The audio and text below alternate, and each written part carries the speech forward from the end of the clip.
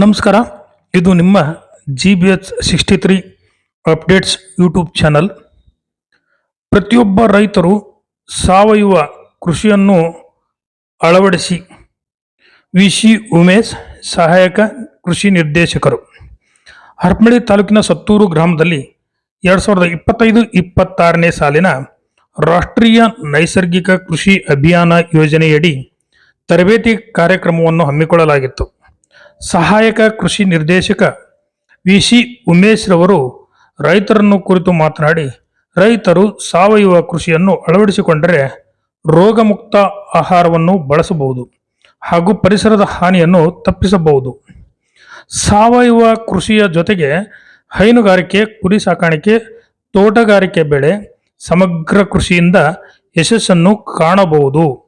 ರೈತರು ಎರೆಹುಳು, ತೊಟ್ಟಿಯ ಗೊಬ್ಬರ, ಕುರಿ ಗೊಬ್ಬರಗಳನ್ನು ಬಳಸಿದರೆ ಉತ್ತಮವಾದ ಬೆಳೆಗಳನ್ನು ಪಡೆಯಬಹುದು ಎಂದು ರೈತರಿಗೆ ಮಾಹಿತಿ ನೀಡಿದರು. ರೈತ ಸಂಪರ್ಕ ಕೇಂದ್ರ ಕೃಷಿ ಅಧಿಕಾರಿ ಷಣ್ಮುಖ ನಾಯ್ಕ್ ಮಾತನಾಡಿ, ರಾಷ್ಟ್ರೀಯ ನೈಸರ್ಗಿಕ ಕೃಷಿ ಅಭಿಯಾನ ಯೋಜನೆಯಡಿಯಲ್ಲಿ ತರಬೇತಿ ಕಾರ್ಯಕ್ರಮ ಹಮ್ಮಿಕೊಳ್ಳಲಾಗಿದೆ. ಇದರಲ್ಲಿ ಒಟ್ಟು 7 ಹಂತದ ಕಾರ್ಯಕ್ರಮಗಳು ಇರುತ್ತವೆ. ಪ್ರಥಮವಾಗಿ ಸತ್ತೂರು ಗ್ರಾಮದಲ್ಲಿ ಈ ಕಾರ್ಯಕ್ರಮ ಹಮ್ಮಿಕೊಂಡಿದ್ದೇವೆ. ಇದರಲ್ಲಿ ಹೆಚ್ಚಾಗಿ ರೈತರು ನೈಸರ್ಗಿಕ ಕೃಷಿಯ ಬಗ್ಗೆ ಮೊರೆ ಹೋಗಬೇಕಾಗಿದೆ. ರೈತರು ಕನಿಷ್ಠ ಪಕ್ಷ 1 ಎಕರೆಯಲ್ಲಿ ಸಾವಯವ ಕೃಷಿಯ ಬಗ್ಗೆ ಉತ್ತೇಜನ ನೀಡಿ ಸಹಾಯಕ ನಿರ್ದೇಶಕರಾದ ವಿ.ಸಿ. ಉಮೇಶ್ ರವರು ಎಲ್ಲ ಮಾಹಿತಿಯನ್ನು ನೀಡಿದ್ದಾರೆ. ರಾಸಾಯನಿಕ ಗೊಬ್ಬರಕ್ಕಿಂತ ನೈಸರ್ಗಿಕ ಗೊಬ್ಬರವನ್ನು ಅಥವಾ ಕುರಿ ಗೊಬ್ಬರವನ್ನು ಹೆಚ್ಚು ಬಳಸಿದರೆ ವಿಷಮುಕ್ತ ಆಹಾರವನ್ನು ಪಡೆಯಬಹುದು. ಇತ್ತೀಚಿನ ದಿನಗಳಲ್ಲಿ ವಿಷ ಆಹಾರ ಸೇವಿಸುತ್ತಿದ್ದೇವೆ. ಆದ್ದರಿಂದ ನಮಗೆ ಅನೇಕ ಕಾಯಿಲೆಗಳಾದ ಕ್ಯಾನ್ಸರ್, ಹೃದಯಾಘಾತ, ಮಧುಮೇಹ, ಇನ್ನು ಅನೇಕ ಕಾಯಿಲೆಗಳಿಗೆ ತುತ್ತಾಗುತ್ತಿದ್ದೇವೆ. ಇದನ್ನು ತಪ್ಪಿಸಲು ರೈತರು ಸಾವಯವ ಕೃಷಿಯನ್ನೇ ಅಳವಡಿಸಿಕೊಳ್ಳಬೇಕೆಂದು ಹೇಳಿದರು. ಈ ಸಂದರ್ಭದಲ್ಲಿ ರೈತ ಮುಖಂಡರಾದ ರೇವಣಸಿದ್ದಪ್ಪ, ಶರಣಪ್ಪ, ಬಣಕಾರ ವೀರಪ್ಪ, ಸಿಬ್ಬಂದಿಗಳಾದ ಸಂತೋಷ್ ಕುಮಾರ್, ಎಚ್. ದ್ವಾರಕೇಶ್, ವಿದ್ಯಾವತಿ, ಅನಿತಾ ಹಾಗೂ ಗ್ರಾಮದ ರೈತರು ಹಾಜರಿದ್ದರು.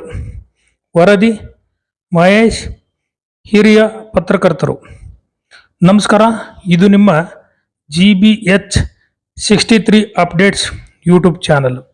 ದಯಮಾಡಿ ನಮ್ಮ ಚಾನಲನ್ನು ಶೇರ್ ಮಾಡಿ, ಸಬ್ಸ್ಕ್ರೈಬ್ ಮಾಡಿ, ಲೈಕ್ ಹಾಗೂ ಕಮೆಂಟ್ ಮಾಡಿ. ಧನ್ಯವಾದಗಳು. ಆಸಕ್ತಿ ಇದೆ.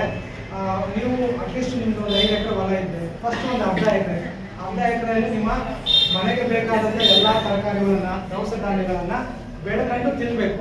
ಅಂದರೆ ಬರೇ ಸಾವಯವ ವಸ್ತುಗಳ ಗೊಬ್ಬರದ ಮೂಲಕ ನೀವು ಬೆಳ್ಕೊಂಡು ತಿನ್ನಬೇಕು. ಅವಾಗ ಏನಾಗುತ್ತೆ ಅಂದರೆ ನಾವು ಸ್ಲೋವಾಗಿ ನಾವು ಸುಧಾರಿಸ್ತೀವಿ.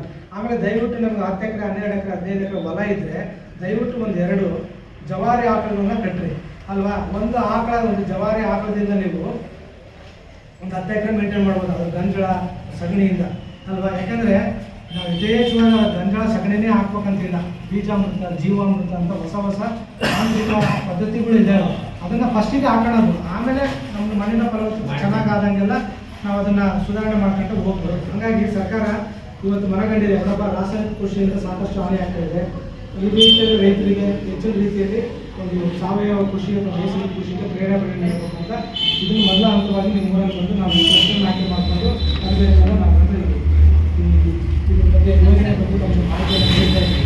ಅಂದರೆ ಯಾಕೆ ನಾವು ಸಾವಯವ ಕೃಷಿ ನೈಸರ್ಗಿಕ ಕೃಷಿಯನ್ನು ಮಾಡಬೇಕು ಅಂದರೆ, ಈಗ ನೀವು ಅರಣ್ಯಗಳನ್ನ ನೋಡಿದ್ದೀರಾ, ಫಾರೆಸ್ಟ್ಗಳು ನೋಡಿದ್ರಲ್ಲ, ದೊಡ್ಡ ಫಾರೆಸ್ಟ್ಗಳೆಲ್ಲ ನೋಡಿದ್ದೀವಿ. ಅಲ್ಲಿ ಯಾರು ಆ ಫಾರೆಸ್ಟನ್ನು ನೋಡಿಬಿಟ್ರೆ ನಿಮಗೆ ಆಶ್ಚರ್ಯ ಆಗುತ್ತೆ. ಎಷ್ಟೊಂದು ದೊಡ್ಡ ಮರ ಗಿಡಗಳು ಎಷ್ಟು ದಪ್ಪ ಇರ್ತವೆ, ಹೆಂಗಿರುತ್ತೆ ಅಲ್ವಾ.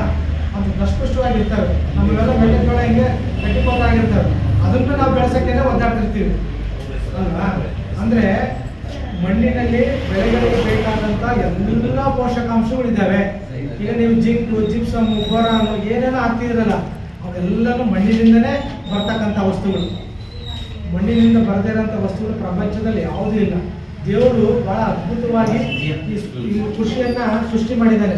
ಮುಂದಿನ ದಿನಗಳಲ್ಲಿ ಗೊತ್ತಾಗುತ್ತದೆ. 160-70% ಜನ ಈ ಕೃಷಿ ಮೇಲೆ ಅವಲಂಬನೆ ಆಗಿದ್ದಾರೆ ಅಲ್ವಾ, ಅವ್ರಿಗೆ ಹೆಚ್ಚಿನದಾಗಿ ಬರ್ಡನ್ ಆಗಬಾರ್ದು ಅಂತೇಳಿ ಭಾಳ ಇವರು ಅದ್ಭುತವಾಗಿ ಸೃಷ್ಟಿಯನ್ನು ಮಾಡಿದ್ದಾರೆ. ಹಂಗಾಗಿ ಮಣ್ಣಿನಲ್ಲಿ ಸಸ್ಯಗಳಿಗೆ ಬೇಕಾದಂಥ ಎಲ್ಲ ಪೋಷಕಾಂಶಗಳು ನಾವು ಹೇಳ್ತೀವಿ. ಒಂದು ಬೆಳೆ ಬರಬೇಕು ಅಂತಂದರೆ 16 ಪೋಷಕಾಂಶಗಳು ಬರಬೇಕು ಅಂತ ಹೇಳ್ತೀವಿ. ಅಂದರೆ ಸಸ್ಯಗಳಿಗೆ ಬೇಕಾದಂಥ ಎಲ್ಲ ಪೋಷಕಾಂಶಗಳು ಮಣ್ಣಿನಲ್ಲಿ ಇರ್ತವೆ.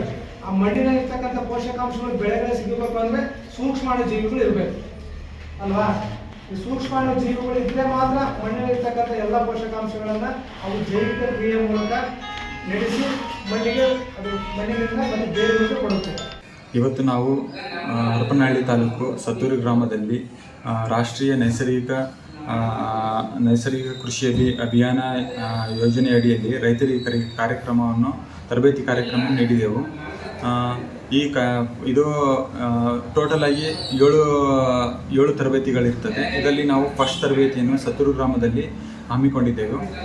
ಅದರಲ್ಲಿ ನಾವು ಹೆಚ್ಚು ರೈತರು ಆಸಕ್ತಿಯಾಗಿ ನೈಸರ್ಗಿಕ ಕೃಷಿ ಅಂದರೆ ಸಾವಯವ ಕೃಷಿಗೆ ಮೊರೆ ಹೋಗಬೇಕಂತ ನಾವು ಆದಷ್ಟು ಮೇಲೆ ಸೆಂಟ್ರಲ್ ಗೌರ್ಮೆಂಟಿಂದ ಏನಂತ ಹೇಳಿದೆ ಅಂದರೆ ಯೋಜನೆಯಲ್ಲಿ ಪ್ರಾಮುಖ್ಯವಾಗಿ ರೈತರು ಕನಿಷ್ಠ ಪಕ್ಷ 1 ಎಕರೆ ಅದಕ್ಕಿಂತ ಹೆಚ್ಚಿನಿಲ್ಲ ಅದರ ಒಳಗೆ 1 ಎಕರೆ ಅಥವಾ 1/4 ಎಕರೆ ಮಾಡ್ಕೋಬೋದು, ಅರ್ಧ ಎಕರೆ ಮಾಡ್ಕೋಬೋದು, ಅಪ್ ಟು 1 ಎಕರೆವರೆಗೂ ಅವರು ನೈಸರ್ಗಿಕ ಕೃಷಿ ಮಾಡ್ಕೋಬೋದು ಅಂತೇಳಿ ನಾವು ಅವರಿಗೆ ಉತ್ತೇಜನ ನೀಡಿದೆವು. ಇದರಲ್ಲಿ ಸತ್ತೂರು ಗ್ರಾಮ ಮತ್ತು ಅಕ್ಕಪಕ್ಕದ ಹಳ್ಳಿಯಲ್ಲಿ ಆ ಜನಗಳಿಗೆ ನಾವು ತರಬೇತಿ ಮುಖಾಂತರ ನಾವು ಅವರಿಗೆ ಅಂದರೆ ತರಬೇತಿಯಲ್ಲಿ ಹೆಚ್ಚು ಮುಂದೆ ನಾವು ಸ್ಟಾರ್ಟಿಂಗ್ ಬುನಾದಿ ತರಬೇತಿಯಲ್ಲಿ ನಮ್ಮ ನೆಚ್ಚಿನ ಸಹಾಯಕ ಕೃಷಿ ನಿರ್ದೇಶಕರಾದ ಉಮೇಶ್ ಸರ್ ಅವರು ಇದರ ಬಗ್ಗೆ ಸಾಕಷ್ಟು ಮಾಹಿತಿಯನ್ನು ಹೇಳಿದರು. ಆ ಮಾಹಿತಿಯಲ್ಲಿ ಪ್ರಮುಖವಾದದ್ದು ಏನಂದರೆ ರೈತರು ಆದಷ್ಟು ರಾಸಾಯನಿಕ ಗೊಬ್ಬರಕ್ಕಿಂತ ಸಾವಯವ ಗೊಬ್ಬರವನ್ನು ಹೆಚ್ಚಿಗೆ ಪ್ರೋತ್ಸಾಹಿಸಿ ಅದರಲ್ಲಿ ಎರೆಹುಳು ತೊಟ್ಟು ಗೊಬ್ಬರ ಆಗಲಿ ಅಥವಾ ಕುರಿ ಗೊಬ್ಬರ ಆಗಲಿ ಇಂಥವನ್ನು ನಾವು ಹೆಚ್ಚು ಬಳಸಿದರೆ ನಮಗೆ ವಿಷಮುಕ್ತ ಆಹಾರವನ್ನು ಪಡೆಯಲು ನಮಗೆ ಮುಂದಿನ ದಿನಗಳಲ್ಲಿ ಸಹಕಾರಿಯಾಗುತ್ತೆ. ಯಾಕಂತ ಹೇಳಿದರೆ ಇತ್ತೀಚಿನ ದಿನಗಳಲ್ಲಿ ನಾವು ನೋಡ್ತಾ ಇದ್ದೀವಿ ಆಲ್ಮೋಸ್ಟ್ ಮಾರಕವಾದ ಕ್ಯಾನ್ಸರ್ ರೋಗಗಳಿಗೆ ನಾವು ತುತ್ತಾಗ್ತಾ ಇದ್ದೀವಿ. ಸೊ ಆಹಾರದಲ್ಲಿ ನಮಗೆ ವಿಷ ಇದೆ ಅಂತ ಹೇಳಿ ನಮಗೆ ಅಂದರೆ ಈಗ ಎಲ್ಲ ಸೈಂಟಿಸ್ಟ್ಗಳು ನೋಡ್ತೀವಲ್ಲ, ಈಗ ಆಲ್ಮೋಸ್ಟ್ ಆಹಾರದಲ್ಲಿ ಭಾಳ ವಿಷಕಾರಿ ಅಂಶಗಳು ಭಾಳ ಕಾಣ್ತಿದ್ದಾವೆ.